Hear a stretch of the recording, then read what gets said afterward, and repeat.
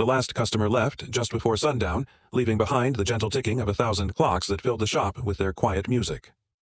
Julian, the clockmaker, sat alone behind his workbench, polishing the glass face of a century-old mantel clock. His hands were calloused, steady, the kind of hands shaped by decades of turning gears and winding springs. But today they trembled slightly. Tonight was the night. Every year on October 5th, at precisely midnight, a special chime would echo from the great brass tower clock above his shop, a clock he'd built with his own hands at the age of 27, the year his wife died. No one in town ever heard the chime, but he did.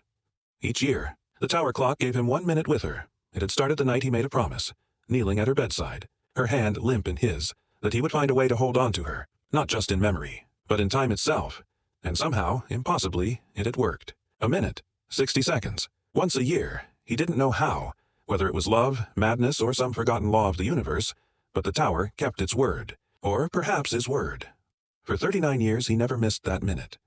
Tonight would be the 40th. At 11:59 p.m., he climbed the spiral staircase to the top of the tower, heart pounding like the gears of a clock running too fast. He stood before the mechanism, ancient and gleaming, his wife's locket clutched in his palm. As the great gears began to turn, the second hand struck 12. The world fell silent.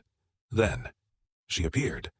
Not as a ghost, not as a memory, but as she had been, young, smiling, full of light. "Julienne," she whispered. He took her hand, warm and real. He couldn't speak. He never could during these moments. They were too brief, too sacred, but this time something was different. She looked at him with tears in her eyes. "You have to let go," she said softly. He shook his head, gripping her tighter. "You kept your promise," she said.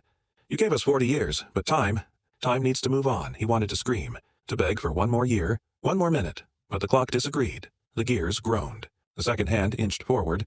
She smiled and touched his face. "Let time take me. Let it take you forward." The final second ticked, and she was gone. Forever. Julian stood in silence, the room filled only with the sound of ticking, louder than it had ever been. He felt the locket still in his palm, but it was cold now. The next morning, he took down the sign on the door. Hours. Sunset to forever.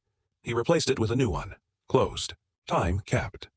And when people passed the shop after that, they noticed something odd. The clocks inside were still ticking, but none of them showed the same time.